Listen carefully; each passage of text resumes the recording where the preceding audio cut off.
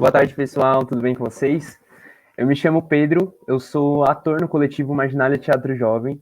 E esse bate-papo compõe a nossa programação do mês de agosto, e que busca diálogo com pessoas que tenham as mesmas, ou se não mais, opiniões e visões sobre os assuntos, as questões que a gente apresenta no nosso espetáculo Ensaios. Hoje, a gente vai entender melhor a relação entre o jovem e a política.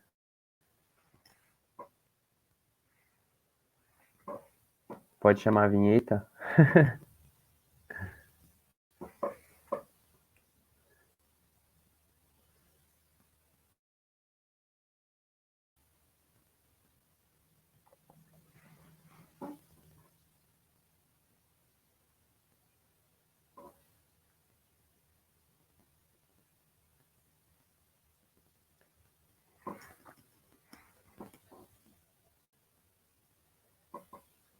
Bom, essa foi a nossa vinheta com a Beca aí, né? Ilustrando bastante a nossa perspectiva sobre política, né? Que a gente sempre se vê um tanto quanto perdido entre direita e esquerda, as direções para frente, para trás, e todas essas divisões aí que são criadas para a gente, né?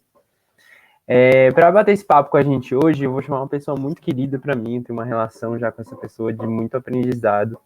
É um prazer para mim receber a Suzana Aragão aqui. Atriz, diretora, professora de teatro, palhaça e presente na cena teatral há mais de 15 anos, com muita resistência e teimosia também, né? Tá indo bem aí? Tá conectando? Ela tá entrando. Aí. Foi, Pedro?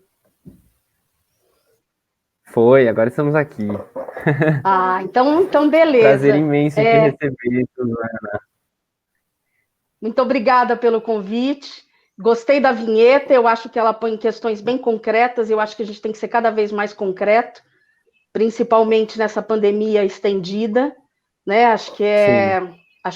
Acho que o trabalho de vocês e a pergunta de vocês ela é muito pertinente, porque sim, estamos numa república, né? Começa ali com as legendas partidárias, o que pensar, e eu acho que a história ela responde a muita coisa. Então a gente tem que olhar o caminho. Estamos numa república, portanto, se elege via partido, né? Candidatos Sim. ligados a partido. Né? Não estou dizendo que todo cidadão deva se ligar a partido, mas filiar a partido, mas pressupõe sim saber a trajetória, saber quem votou. A gente enfrenta um problema agora muito sério, que o auxílio emergencial está sendo muito vinculado ao presidente. Só que foram os partidos de esquerda, progressistas, que batalharam por esse auxílio. Foi uma conquista da esquerda. Então, se a gente não olha muito para a história, eu sinto que as coisas ficam soltas e ficam um pouco fadada a discussões muito fechadas, né, em si mesmada. Eu acho que as redes sociais deixam cada vez mais o indivíduo em si mesmado, né? A gente quer pôr na fogueira tudo o tempo todo e a gente não vê o que é que nos une, né? O que os mestres falam, o que é o Milton Santos, o que é que nos une. Com certeza. Então, a nossa luta, eu acho que a gente está vivendo assim, a gente não tem um dia de sossego, né? A gente não passa, assim, não tem um dia que não tenha uma notícia que você fique abismado e você se pergunte o que é que está acontecendo. Então, né, essa história dos neopentecostais na porta do hospital chamando uma criança de 10 anos de assassina porque estava fazendo um aborto, que é um direito dado por lei, é uma conquista, sempre progressista. É bom olhar a trajetória das conquistas, né? E sim se posicionar, porque senão a gente não caminha, senão a gente fica achando que tudo é igual, né? E não estou fazendo aqui nenhuma apologia partidária, mas sim olhar de onde vêm as conquistas, o que é que se avança e vem esse movimento extremamente fascista para cima de nós. O que gerou? Olhar lá para a manifestação do junho de 2013, que abriu um bueiro, aí esse bueiro foi desembocar num golpe, né, que foi a queda da presidente Dilma, E aí vêm os primos canalhas, os mais escrotinhos, e vencem. Quer dizer, tem um movimento. Eu lembro, estava lembrando, até para falar isso para vocês, assim, é bom a gente ficar bem ligada na história, né? Eu estava lembrando que em 99 eu devia ter sua idade, Pedro. Pouquinho menos, talvez. Eu lembro de ter lido uma. Oi. Eu queria aproveitar, já tô vendo que a gente já tem bastante coisa para conversar hoje. Eu queria chamar o resto do pessoal que vai compor a mesa com a gente. Por favor. Queria chamar o Breno Bottom, também ator do Coletivo, e Oi, Thiago tudo bem? Bisco. São pessoas aí para somar mais nessas questões que a gente vai levantar aí. O Thiago é um ótimo palhaço. Olha Já só. começou bem. Bom, mas continuando e retomando, né? Eu vou colocar aqui para a gente a primeira pergunta desse nosso bate-papo, que acho que já entra muito de acordo com o que você estava falando, só para a gente conseguir já retomar de um ponto comum, até para os meninos, quem está chegando na live aqui agora, que está sendo transmitida pelo nosso Facebook, Marginália Teatro Jovem, lembrando que esse é um projeto de uma programação que a gente construiu para o mês de agosto, que a gente vai falar sobre vários assuntos, são vários bate-papos diferentes. E a primeira pergunta é: o jovem, ele é um ser político? E aí jogo essa pergunta aí na roda para a gente se questionar sobre ela nesse momento. Quem vai pegar a fala? Quem pega? Né? Enfim, eu acredito que, sei lá, até um pouco com o vídeo que foi passado com a abertura do tema, né? Vocês estão me acho que vendo, cabe... gente? Então, Sim, Thiago. Tá normal, você tá vendo a gente? Menina, tô todo Tá. travado aqui no computador. Não, você tá aí se movendo com essa parede ótima. Agora você não tá mais. Eita, Agora ele foi tragado. Agora ele subiu. Bom, continuando aqui, enquanto o Thiago não volta. Voltando à questão do vídeo e até da própria pergunta em si, né, eu acho que levanta umas outras perguntas, um tanto quanto importantes para esse tema, antes de se responder se o jovem é um ser político. Né? Eu acho que cabe a pergunta o que é política, né? E o que é ser jovem, Sim. antes de enquadrar. Né? Claro que, como foi muito bem falado pela Suzana, sim, o jovem é um ser político, né? Toda essa questão que já estava sendo levantada antes mesmo do bate-papo começar. Mas eu acho que é interessante também estabelecer, né, essas coisas de o que é política, né? O que é política? Política é partido? O que é política? Política é, né, enfim, o jeito que você se veste, né? Eu pessoalmente acredito que seja tudo, né? Seja tanto o partido, quanto o jeito que você se veste, quanto como você corta seu cabelo, como a roupa que você usa, como qual a estação do ano favorita sua, fala um pouco muito sobre política, tipo, o que você gosta de comer, o que você não come por vontade própria, por crenças, né, por motivos específicos, o que você tenha ou não tenha, né. São várias coisas, além de só partidos e esquerda, direita, né, coxinha, mortadela, como a gente brinca no vídeo, né. Tudo isso, né, é política. Então, o jovem, assim como qualquer outro ser humano, na minha opinião, é um ser intrinsecamente político em todas as suas atitudes, em tudo, né? sim, com certeza.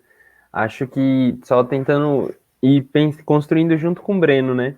Acho que quando a gente, dentro do coletivo, a gente, dentro de um projeto público, entra nesse questionamento sobre como dialogar de política de uma maneira que não seja partidária dentro de espaços públicos, para mim, me cai muito sobre uma reflexão e sobre uma necessidade de entender e conhecer a política pública. A política pública para a arte, a política pública para a educação, a política pública em direitos, como que a gente pode ter acesso a esse conhecimento que não é ensinado, né, em lugar nenhum. Esses dias mesmo eu estava com um amigo, assim, construindo a escola da utopia, onde a gente teria direito civil dentro da escola, como matéria, né. E aí fico pensando, né, nessa troca sobre o conhecimento político, como se dá, né, como a gente é capaz de empoderar o jovem dentro do seu protagonismo político. Aí passa a fala agora.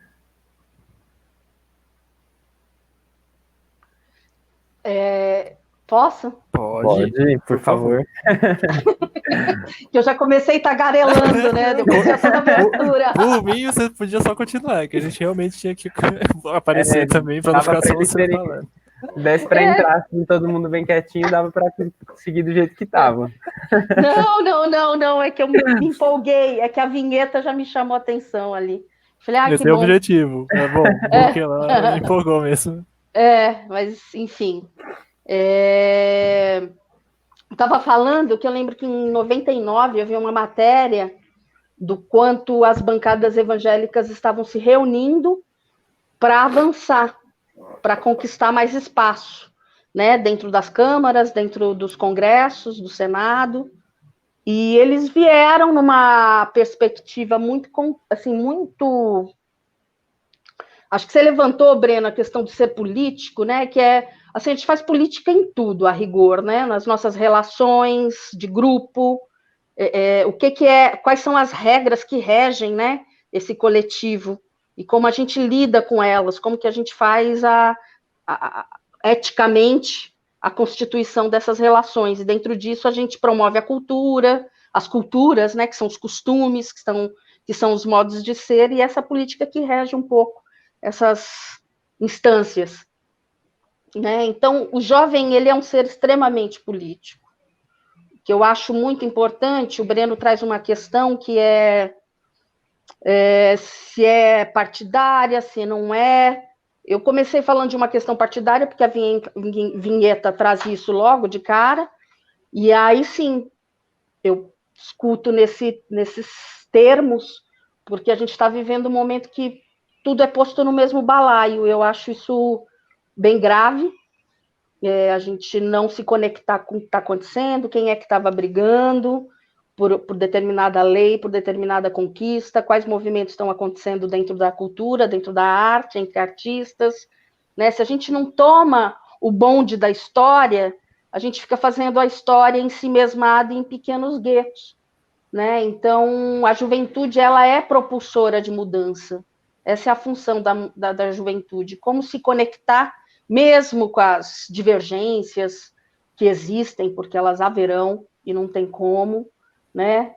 Eu estava vendo outro dia uma entrevista com Darcy Ribeiro, né, que foi um grande pensador, que foi um homem da política, foi ministro, e ele falando sobre a utopia e falando como que a gente precisa olhar para a história, olhar, saber o que está acontecendo, quem deu o maior exemplo dentro da pandemia no Brasil? Quem? O MST, tem nome, né? Não é maior exemplo de política, né? Assim, de devolução para a sociedade, de um bem-estar. Quem devolveu? Eles entregaram comida orgânica, que é a comida da melhor qualidade que eles produzem, a comunidades que passariam fome, em todas as suas extensões de proximidades de assentamentos.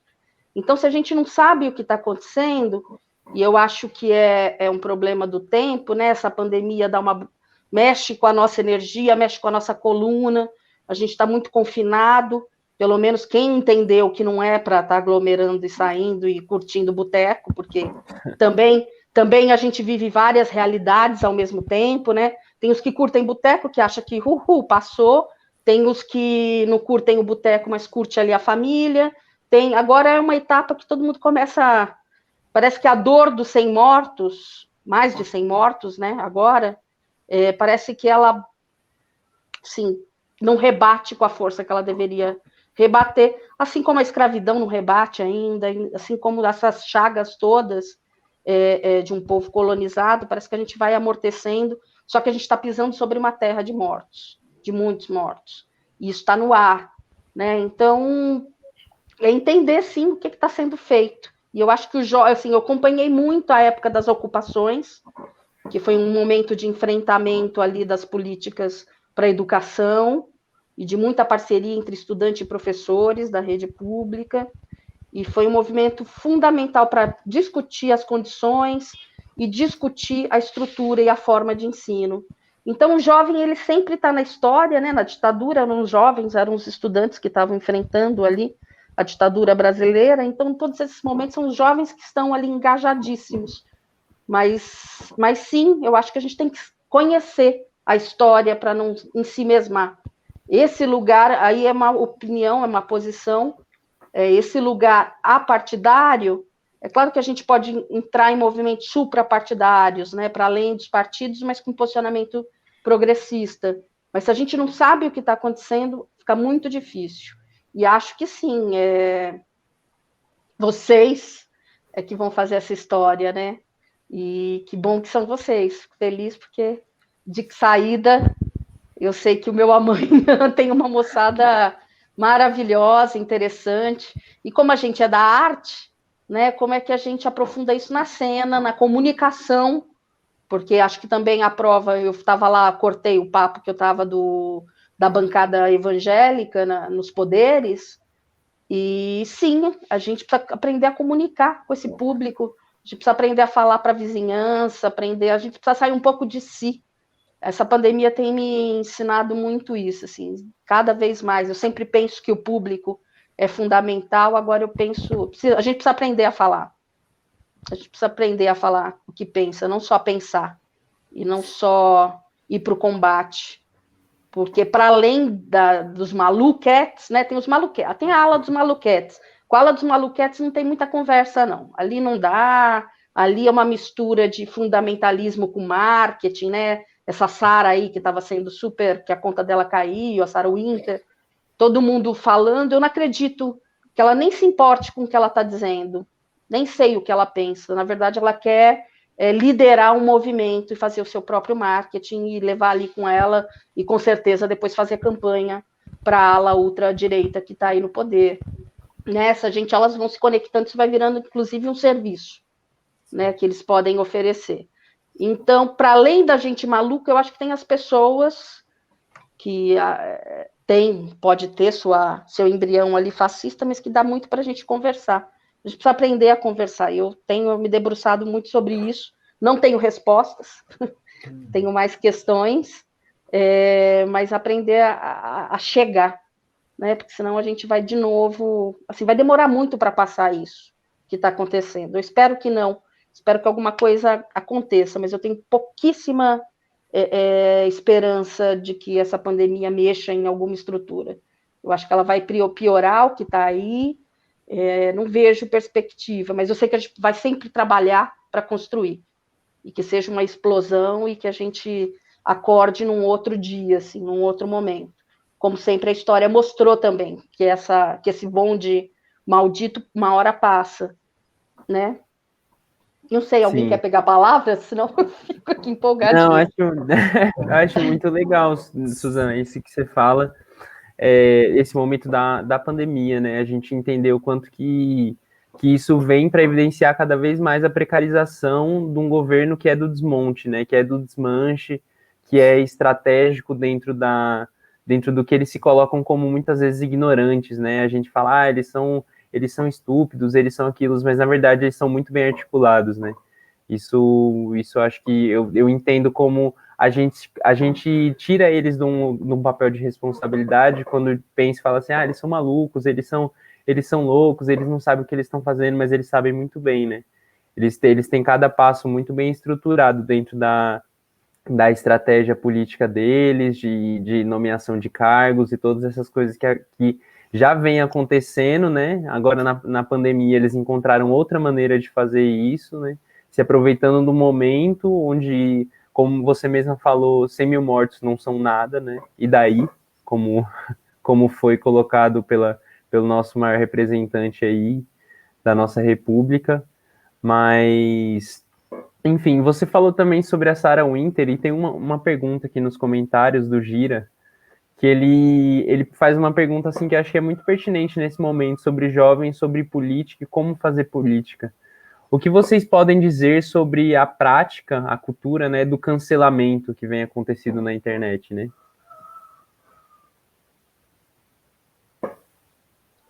Da Sarah Winter eu acho ótimo. É o que a gente pode fazer, a gente não pode ir para a rua. Eu acho necessário. Mas é necessário, com né? certeza, né? Ela, pelo menos, além de viajar, mas não age. Né?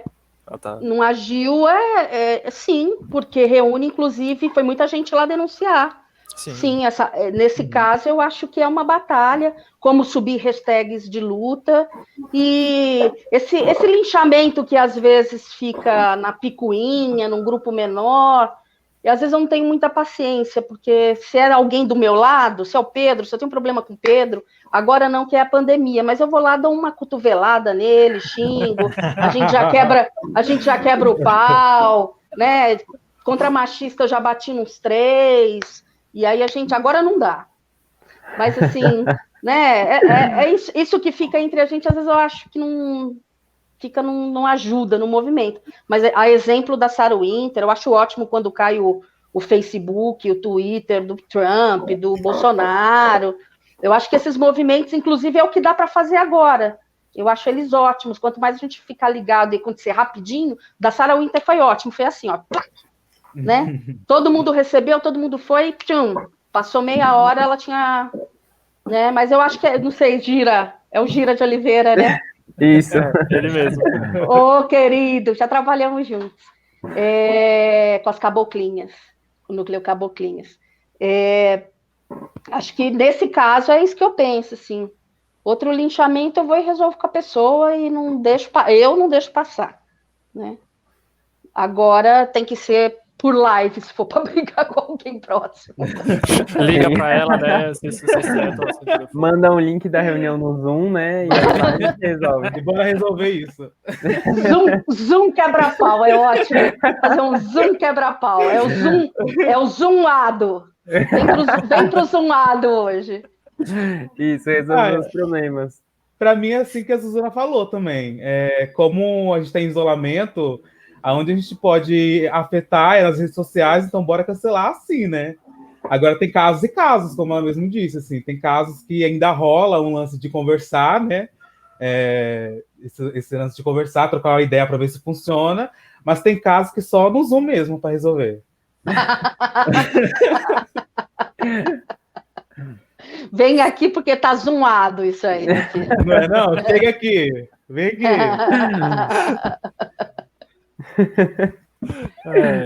Eu acho que é muito isso que o Thiago falou, né? Sempre existem casos e casos, né? Apesar de que, por exemplo, hoje, né? É isso que a gente pode fazer, é isso que a gente pode fazer, né? Tem momentos que são necessários, mas mesmo quando, né, sei lá, fora da pandemia, né? Quando a gente puder fazer mais coisa, isso também tem que continuar sendo feito, né? Na rua sempre, a luta é na sempre. Rua. Tem gente que tá indo na rua, inclusive até mesmo com a pandemia, de questões que se fazem muito necessárias a enfrentar a morte, por assim dizer. Mas é sempre bom lembrar também, né, que é a questão do casos e casos, né? Tem gente que merece, tem gente que precisa, tem gente que tá fazendo, né, perdoa meu francês, mas tá fazendo merda. E precisa ter alguma coisa, né? Tem lei que faz isso, mas você vê que a pessoa sai meio impune e cai na questão do... É delicado, mas eu acho que cai um pouco naquela história do fazer a justiça com as próprias mãos, sabe? Que no final das contas a gente também é contra, né? Existem leis, existem coisas a serem seguidas. Que a gente não pode se pôr em cima, né? Exatamente isso que a gente critica em tantos políticos, em tantas pessoas que se põem acima, né, da lei, tem foros privilegiados. Ele é político, ele pode fazer o que ele quiser, então ele vai e faz porque ele sabe que ele vai ser impune. Ele é ladrão, ele vai e rouba porque ele está no Brasil, ele sabe que não vai acontecer nada, né? E é uma questão muito delicada, né? É muito bom o que você está falando, né? Eu digo assim, eu acho ótimo que a Sarah Winter tenha caído do Twitter, mas eu não estou defendendo, eu não tenho a visão que seja um lugar do medieval, do atirar pedra. Eu acho que é como ir para a rua, né? Eu lembro que nós fomos para frente da casa da Marta na época do golpe, para enfrentar um pouco aquela situação e o posicionamento dela, que ela ia fazer um encontro com a cultura. Então, eu acho que, por exemplo, derrubar uma Sarah Winter tem um pouco essa função, como se a gente pudesse ir para a rua. né? Não vê. Agora, eu acho, sim, por isso que eu digo isso, se eu tenho que resolver com o Breno ou com o Pedro, vamos resolver. Porque senão a gente fica, uma crítica, uma pessoa falou uma coisa, agora tem a coisa do cancelamento que ele fala, né? De repente, uma pessoa que é branca fez um comentário sobre uma obra de um artista que é negro e não deveria ter falado. Eu acho que aí é um debate interno, e o debate sempre houve, a gente precisa concordar com tudo. Esse lugar do concordar com tudo, para mim, é a coisa mais broxante desse tempo. E sair atrás de fazer um cancelamento onde tem que haver debate, é porque, por exemplo, com a Sarah Winter não tem debate. Não tem. Possível. Né? Então, se trata de um crime. Mas onde há debate, a gente tem que investir no debate, não no cancelamento. Acho que esse lugar do linchamento, ele tem mesmo uma medida aí que às vezes a gente cai no medieval, tem um prazer do medieval. Eu acho que esse lugar meio, por mais que a gente seja libertário, progressista, a gente tem que ficar atento, que é esse prazerzinho de ser algoz, de ser inquisidor. Né? Sair cancelando todo mundo não vai resolver o debate, não vai resolver a problemática. Mas sim, a pessoa também saber que ela podia ter ficado quieta. Bom saber que podia ter ficado quieta, né? Então, abaixar o ego também. Quando você fala uma merda, vai doer, saber que os outros, né, perceberam, mas lida com o teu ego também, se vira, se mexe, né? Sim. A gente está propenso a errar, a fazer uma crítica que não é plausível e que não é o nosso lugar, que não é, que a chaga não nos pertence, então ter essa atenção. Mas aí a prática do cancelamento de tudo, eu acho é isso. É isso, acho que eu já concretizei, né? Acho que a gente está falando de criminoso é uma coisa. Sim. Né? Aquilo que pode ter debate, alargar e fazer todo mundo enxergar onde que pode ter uma saída ou um caminho para mudar paradigma, para mudar o estado das coisas, a gente pode ampliar o debate. E discordar e quebrar o pau. Que coisa que quebrou o pau e fica todo mundo melindrado. Ai, que chatice. Né? Ai, que chatice. Ai, eu tenho que ser muito bonita, eu tenho que ser muito bonita, impecável, ninguém pode falar de mim, né? Vai todo mundo falar, a gente fala de todo mundo, foda-se. Mas não pode perder o debate, né? Mas Sim. Não pode perder o debate. Senão... Acho que isso é muito interessante, Suzana, isso que você coloca, porque... Opa! Suzana caiu. Caiu, literalmente. Lógico que eu derrubei a estante que estava. Era só sobre as várias maneiras. Sobre as várias maneiras de cair numa live, né? Olha, gente, se tivesse ensaiado, ia dar tudo errado. Se fosse uma gag, ia dar tudo errado. Mas não era. Né? Impressionante, chutei tudo. Aí eu penso sobre essa relação, né, do cancelamento e tudo. Eu acho que concordo plenamente que a questão da Sarah Winter, o que ela faz, ela procura articular durante um momento de isolamento social uma aglomeração, né, um coletivo de pessoas indo por uma causa que ela é totalmente criminosa, né, para a rua. Acho que em relação a isso, eu sinto que quase que unanimemente entre as pessoas do meu círculo, da minha família, meus amigos, todos olham essa ação com muita, acho que com muita coerência, né, de pensar, poxa, uma razão humana, né, olha só essa situação, quanto que para onde ela se articula, que argumento é usado. E ouvindo você falar, Suzana, sobre ir para a rua, tudo isso, me fez lembrar muito do seu trabalho com folias, né, ali na Santa Cecília, que eu acho, assim, para mim eu não encontro palavras para descrever o que é você ver o teatro na rua. Você ter um galpão, mas a porta desse galpão é aberta, para quem estiver passando possa olhar para dentro, e para quem está dentro saia também, né? E aí, com isso, eu trago a segunda pergunta aqui, da nossa conversa, que é: qual é a função do teatro de grupo como uma manifestação coletiva e política? Vai ter vinheta, produção, nesse também? Eu acho que tem uma vinheta aí.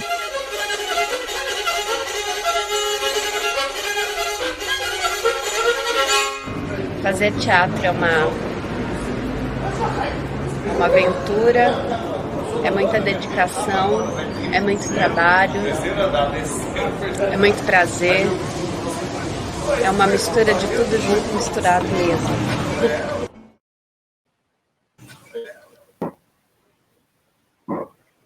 Aí, muito bom. Retomo agora a pergunta para jogar na roda de novo. Qual a função do teatro de grupo como uma manifestação coletiva e política?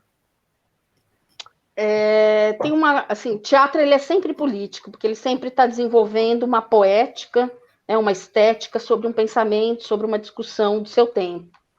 Então, se eu faço as abobrinhas voadoras, é uma leitura do meu tempo. Se eu não tenho compromisso com nenhuma outra discussão, é um posicionamento do meu tempo. Então, ele é sempre político.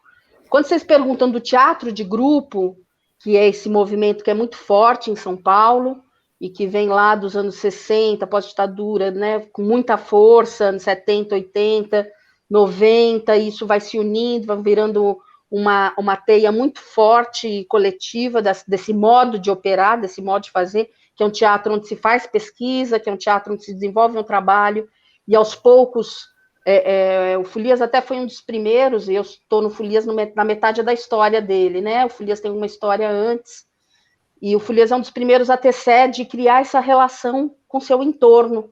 Então, o teatro, o teatro de grupo, ele tem uma formulação política muito interessante, porque ele é um pouco articulador, às vezes, até do cotidiano, né, ele contribui para esse cotidiano do entorno, ele ilumina, né, quando você chega no espaço, você já ilumina aquela região, aquele pedaço de terra. Então, ele está muito ligado a território, a inserção da obra naquele território, né? O Folias já fez espetáculo de todas as relações entre palco, rua, as arquibancadas são móveis, né? Para quem não conhece, ele é um galpão onde as arquibancadas são móveis, você pode pôr a cena para dentro, você pode virar, tem 2 portas que vão para a rua bem largas, que também já foi muito enquadramento de cena, no espetáculo El Dia Que Me Queiras, o Marco Antônio Rodrigues, que é o diretor, fez uma construção belíssima de imagens, de relações com texto, colocando a rua em cena, nesse lugar.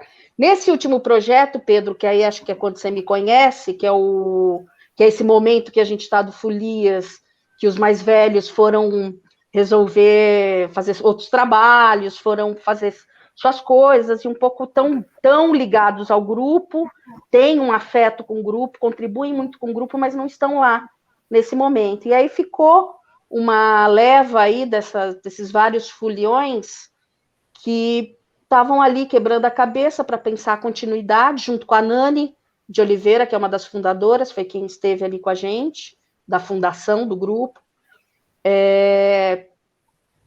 Eu lembro de ter lido, assim, até foi no meio da discussão, ter lido uma carta do Augusto Boal para a Feira de Opinião de 68, onde ele fala: a esquerda perdeu quando começou a falar para si mesma e não foi falar para os outros. E aí a gente falou: vamos para a rua, porque senão o negócio... Vamos para a rua, porque o negócio está fedendo, e se a gente não criar alguma relação, daqui a pouco fica inviável. E mesmo assim, a gente teve uns acessos fascistas na porta, até com certa violência, né? Então, vamos iluminar essa rua, vamos criar diálogos com essa rua. E aí a gente chamou 7 diretores extraordinários para dirigir, né? O Marco Antônio Rodrigues, que é fundador do grupo, chamamos a Cida Moreira, que é cantora, diretora, atriz, Georgette Fadel, o Dagoberto, que também é da fundação do grupo, o Dagoberto Feliz, chamamos o Humberto Vieira, Rogério Tarifa, que é uma das intervenções que a gente gosta muito, porque ela fala... Tem o Rafa, né, que era um morador de rua, que ele tinha uma relação muito forte com a gente, era muito amigo da Paloma Rocha, do Alex, e todo mundo... Eu fazia uma cena na porta do galpão, e às vezes ele passava e fazia o texto, parecia assim, cada dia ele tinha um insight, ele entrava e atravessava a cena na hora exata. E o Rafa é um negro um negro de 2 metros de altura, com um calombo na testa, porque ele tinha alguma coisa, acho que de pressão, ou um tumor no cérebro, uma coisa assim, e problema de coração.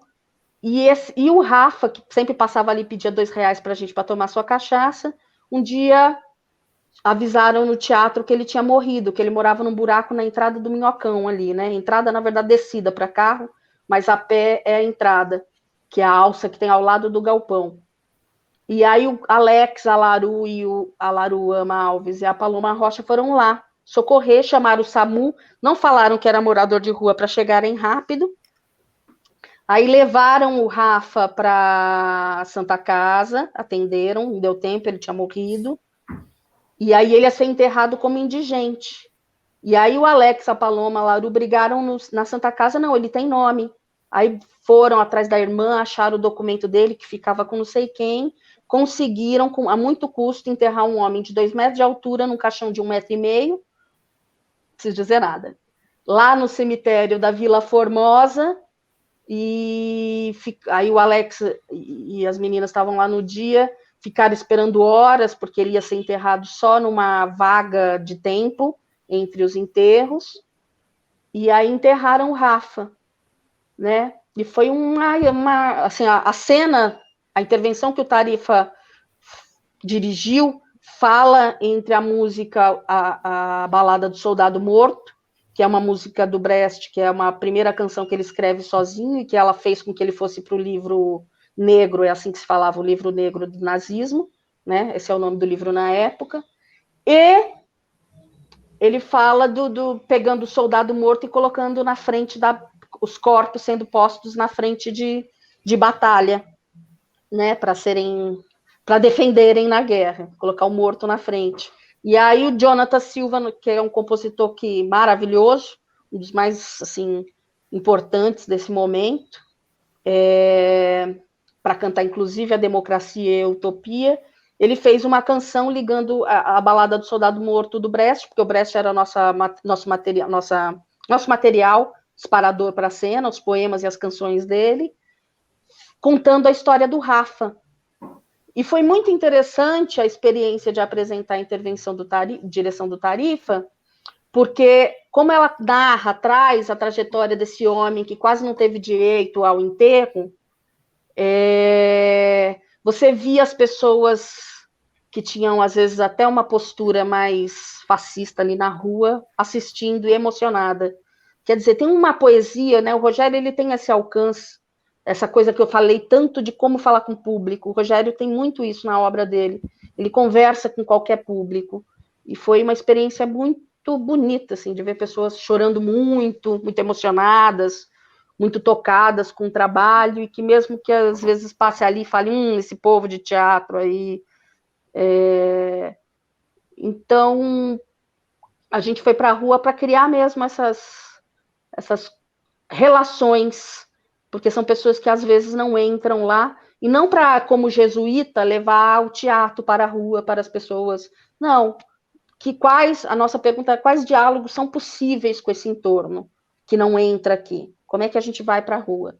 E a partir dela a gente foi desenvolvendo. O Marco Antônio também fez uma direção incrível, Cida Moreira, quer dizer, todos eles deram. O Eugênio Lima também, que foi uma experiência muito importante, um pouco barulhenta, a vizinhança reclamou, mas foi muito importante para a rua com essa intervenção também. Ocupar aquela rua foi uma experiência nos nossos corpos, né? Muito contundente. Mas é isso sobre esse trabalho. A ida para a rua, acho que é isso que eu estava falando, de sempre lembrar da história, fuçar a história, ouvir sem muito preconceito o que veio antes.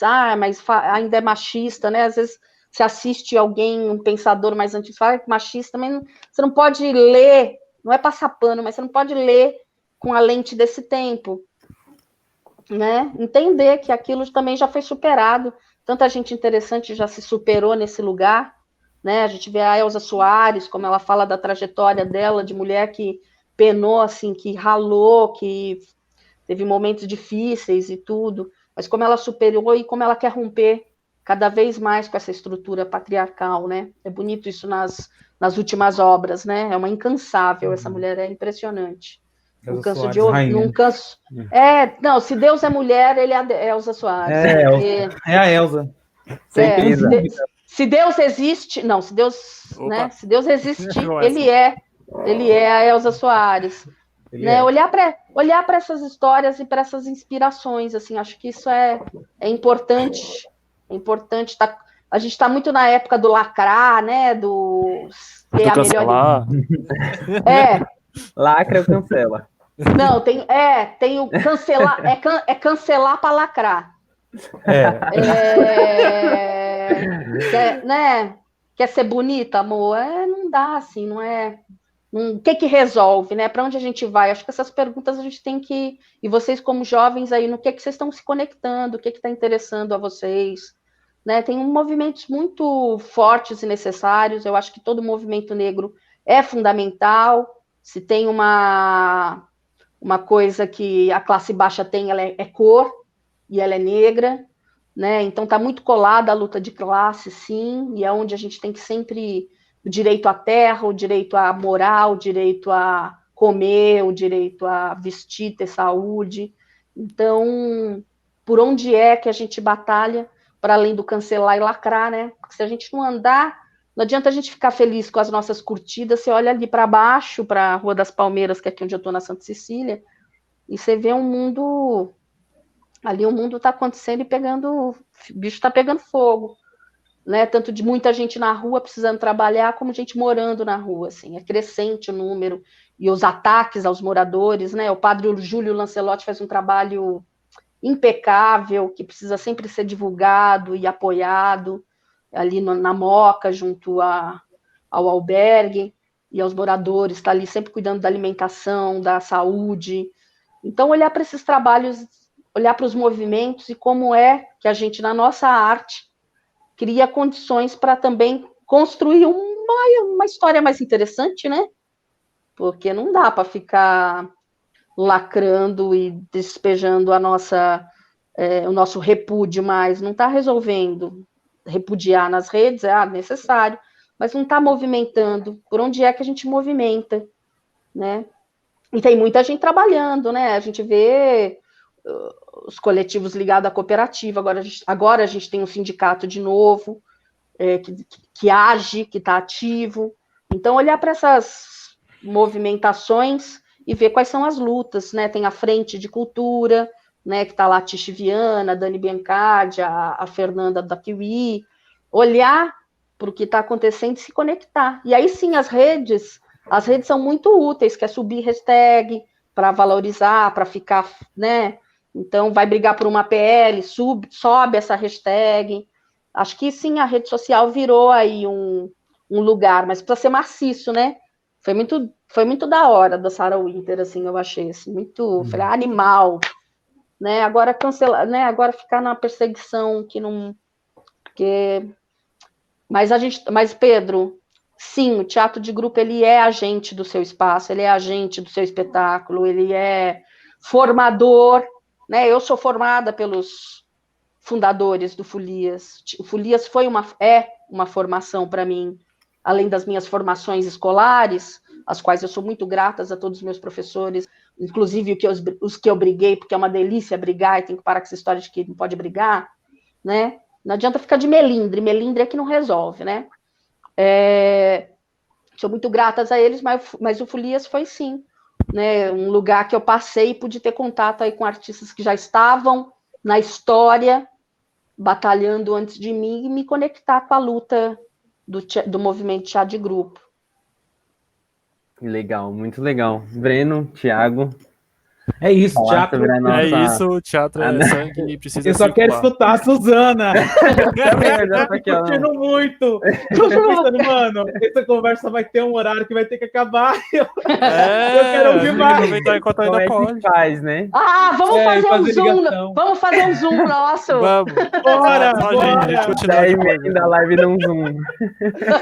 Vamos chamar um Zoom, vamos resolver isso. Dá um Zoom aqui, por favor. Me chama no Zoom. Suzana, de tudo, assim, eu tava tentando fazer uma ligação também com o nosso espetáculo Ensaios, né?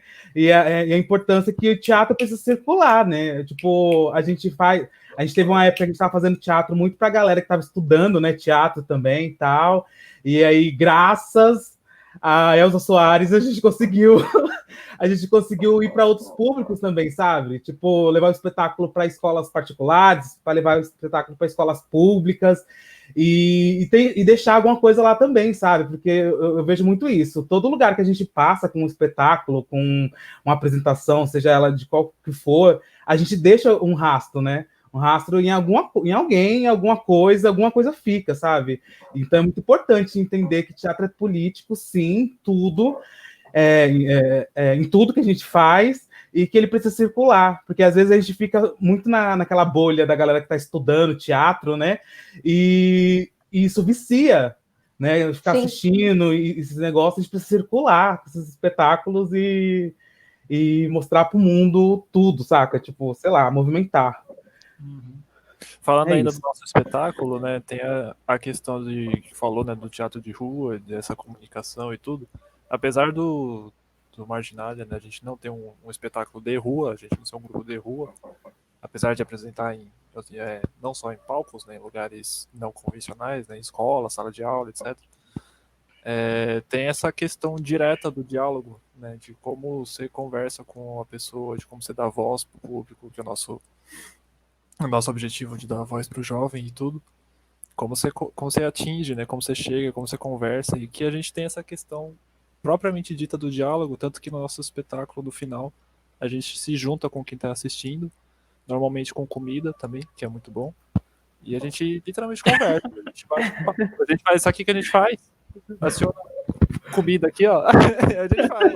Cada um com seu potinho de alguma coisa, né? Acho que cria uma relação muito mais. Acho que é a vontade mesmo, né? A gente comendo e falando, a comida entra, a verdade sai, né? Como o povo disse. É isso, Pedro. A comida é perfeita para reunir. Quando a gente tá essa formação, né, esse Folias agora que nós estamos, esse momento do Folias, essa junção de pessoas, quando a gente está num debate assim que a gente não avança, não consegue achar um caminho, antes da pandemia, eu falava, vamos fazer uma comida na minha casa. E aí eu fazia uma almoção, resolvia. Nossa, bater um rancão assim com as pessoas. Tem coisa melhor. Com certeza. Mas sempre brincadeiras à parte, né? Esse ato de juntar uma galera, você preparar uma comida, né? Você alimentar seus amigos, sua família, esse afeto, esse ato é lindo, sinceramente, assim, né? Tipo, tem muita coisa a ser pensada, né? Por exemplo, eu penso na minha mãe, nos almoços de tarde, assim, que a minha mãe fazia uma panelona de arroz com estrogonofe e a gente se juntava, sabe? É um ato político, propriamente dito, né? Como tudo, que eu pessoalmente acredito. Mas, além de tudo, o afeto envolvido e a poesia de você criar essa situação de juntar uma galera, de fazer uma comida junto, de se alimentar, de conversar, de se envolver, brigar quando tem que brigar, se abraçar quando tem que abraçar e tudo. Para mim, assim, é muito lindo. É uma das coisas que eu pessoalmente mais gosto, assim, de tudo que a gente já fez no Marginal. Essa ação da comida. A ação da comida pra mim é a melhor. A parte de comer pra mim também sempre foi a melhor. Tem uma pergunta aqui nos comentários, eu vou chamar ela aqui, que acho uma pergunta muito pertinente nesse momento, né? Que é uma pergunta do João, que é também um integrante do nosso grupo. Quais os caminhos de ocupar as ruas e os espaços? Como que a gente chega lá?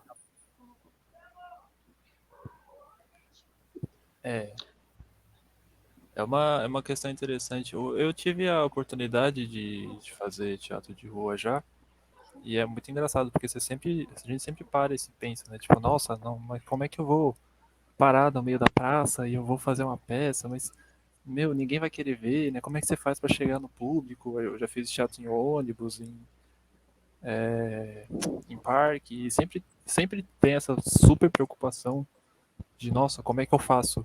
E é muito doido, porque, tipo, acontece, sabe? No momento que você para na rua, que você entra num ônibus e você cria uma roda, você começa a montar um cenário, você começa a se apresentar, respeitável público, né? Você dá essa frase assim e já chama muita gente, já conversa com a galera. Tem gente que não vai, né? E cada um é livre, por qualquer motivo que seja, mas a galera para.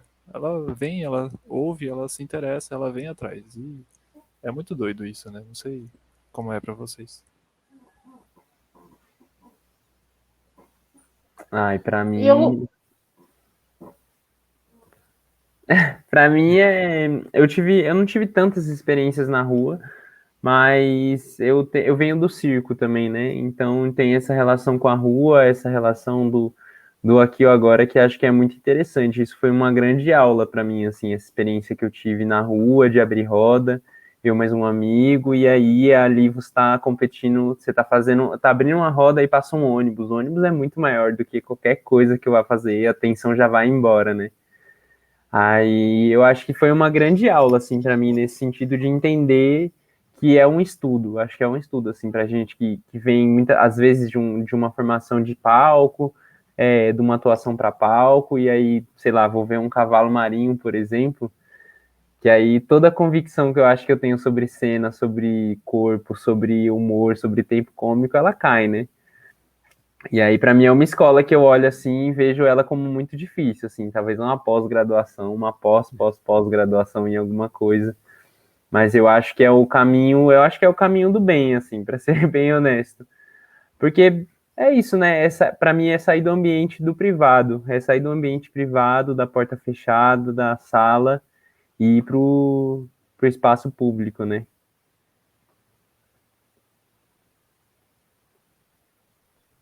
Tiago? Posso falar. Você quer falar que você Bora. A minha experiência também com rua não é grande assim, mas com Marginalia eu tive algumas experiências no lugar não teatro, né? E também vale super que esse lance de ocupar os espaços que estão às nossas voltas, que está em Eita, não sei fazer eu falar direito.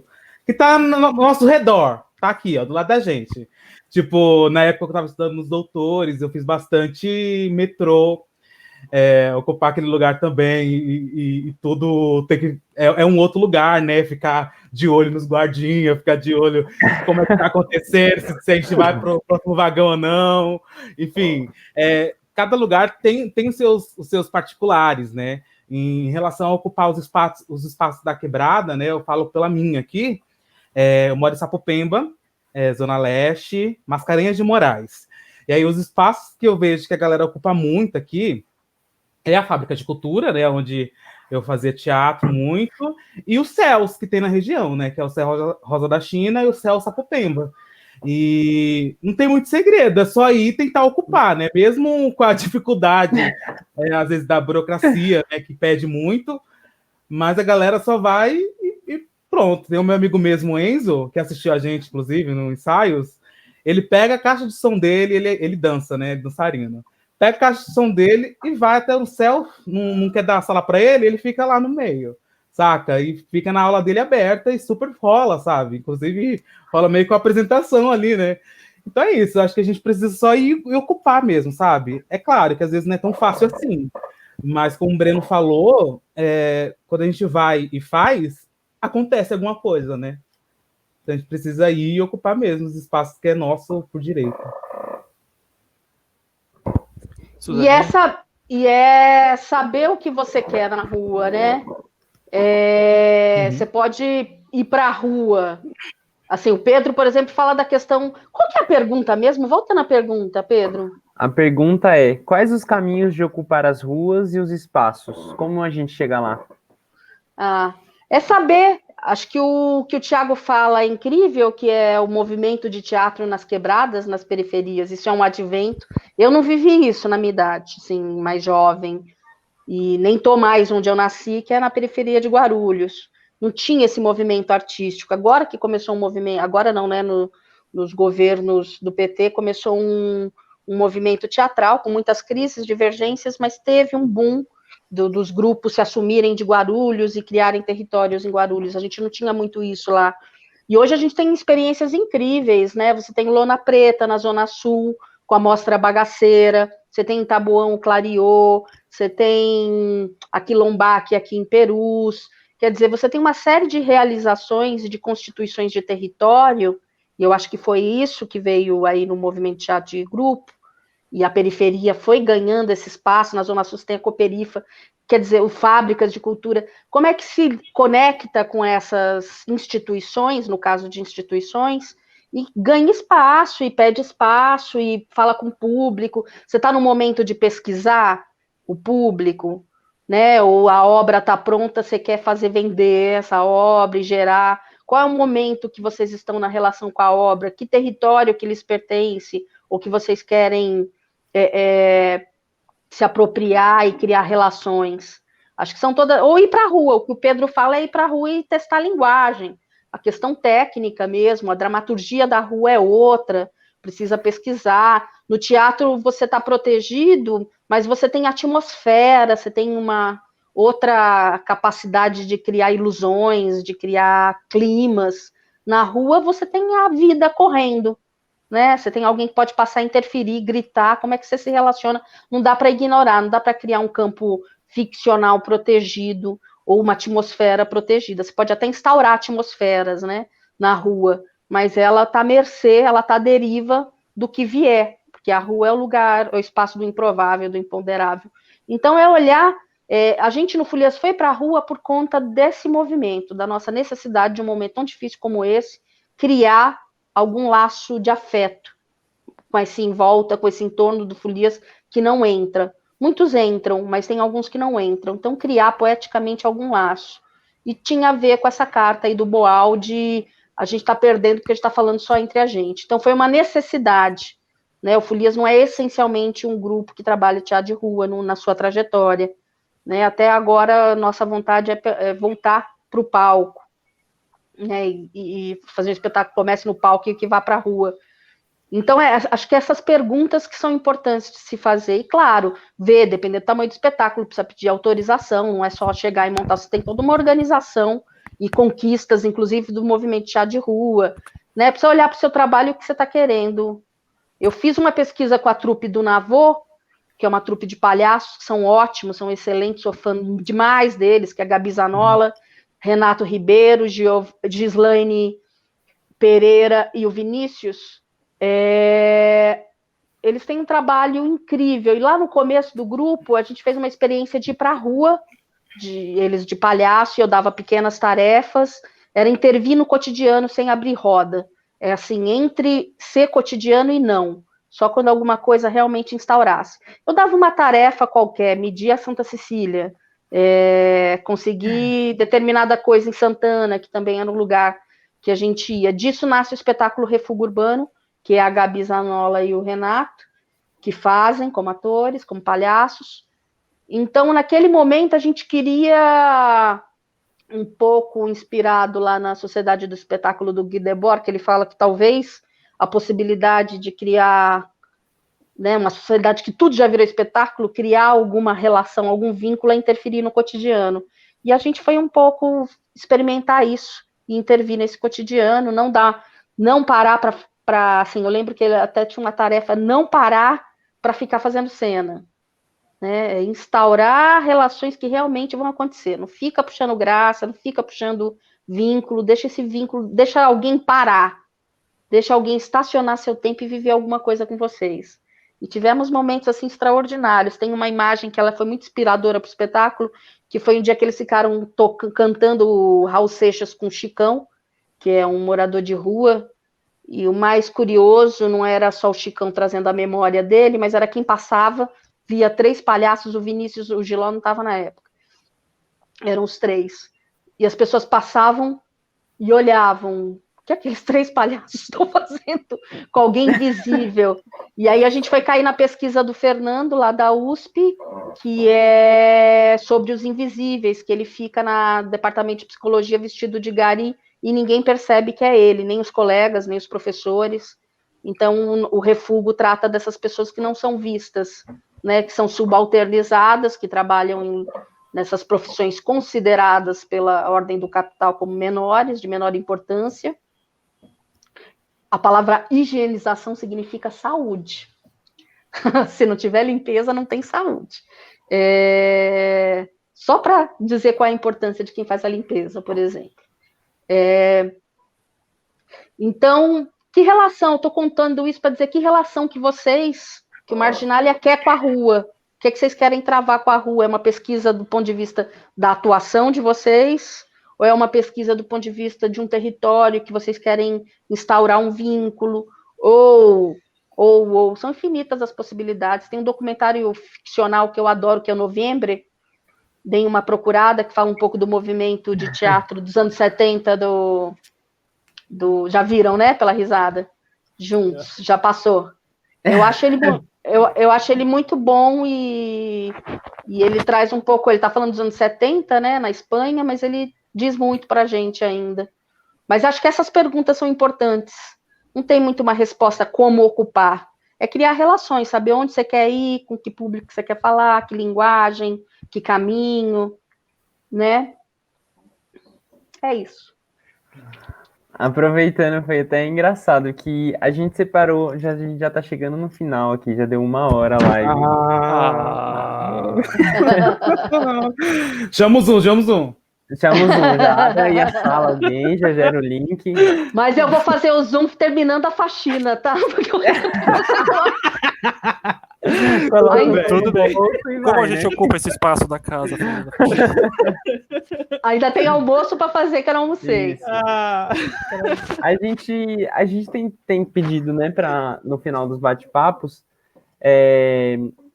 perguntando para os nossos convidadas, o que você tem feito na quarentena, né? O que você consegue falar sobre o seu trabalho, sobre as suas redes, e também numa segunda parte falar um pouco sobre que referências, o que você tem estudado, o que você tem visto, o que você tem ouvido, o que você tem consumido durante essa quarentena aí, para a gente poder tentar sempre compartilhar alguma coisa aí para a galera que está acompanhando a gente, né?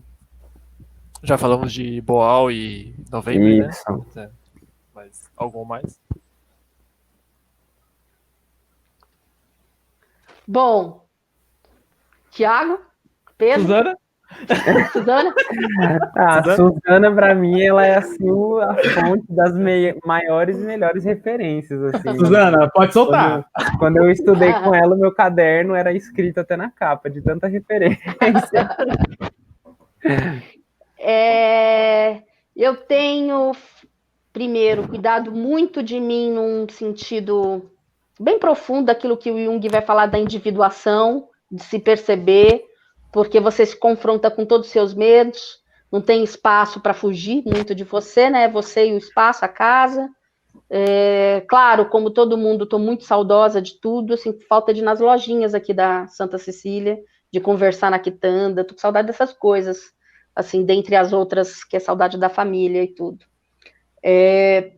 Estou dando aula, né? Agora retoma as aulas na SP, mas estive em aula, então todo um trabalho aí via internet, tentando, né? E a escola, agora a gente vive um segundo semestre online, então organizando e planejando aí, terminando de planejar o semestre, então muito envolvida com o trabalho na SP, que é um trabalho muito importante para mim, é um lugar que eu gosto muito de trabalhar e de estar, e estou com os melhores, né? Estou com pessoas incríveis ali, e gravando vídeo para os Doutores da Alegria, que também é outra instituição que eu trabalho, então a gente produz muito vídeo, porque a gente não pode entrar no hospital nesse momento, embora a saudade seja imensa, a saudade da escola imensa, dos estudantes imensa, mas é ver como é que essa ferramenta também, a gente se apropria dela e vira linguagem, porque é a linguagem possível de depor o nosso tempo. A gente não tem como realizar esse encontro, ou tantos outros importantes que vocês estão realizando, né, para a formação do pensamento e do trabalho de vocês, que é para isso que vocês nos convidam, de outra forma. Vocês não poderiam vir aqui em casa, a gente poderia fazer no folia, se a gente recebesse vocês. A gente não pode nesse momento. Então, eu acho que essas ferramentas todas, elas vão, inclusive, virar linguagem, porque vocês podem estar aqui e falar com um grupo jovem da Guatemala, né? Então, ela é muito interessante, não acho um problema. Essa coisa toda contra a internet eu acho uma bobagem. Não perco meu tempo no Facebook, assim, demais, mas adoro trocar afeto no Facebook, adoro ver meus amigos bem, e as problemáticas rolando e tudo. Mas eu tenho, assim, cuidado muito do trabalho, de mim, ligo para minha mãe todo dia para ver se ela está em casa.